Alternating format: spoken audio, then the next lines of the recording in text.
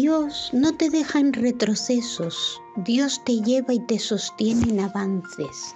En el tiempo perfecto nunca deja su trabajo incompleto. Verás una versión de ti fortalecida y sostenida por la fe. Adelante, no te detengas a lamentarte. Cuando tus heridas duelan, no significa que no haya sanidad, significa que sigues viva. Y Dios trabaja con los vivos, no con los que se rinden. Él toca la herida con ternura, la sana con verdad y la fortalece con propósito. Tu dolor de hoy será tu autoridad mañana. Suscríbete y comparte para recibir más vídeos como este. Gracias, amigos.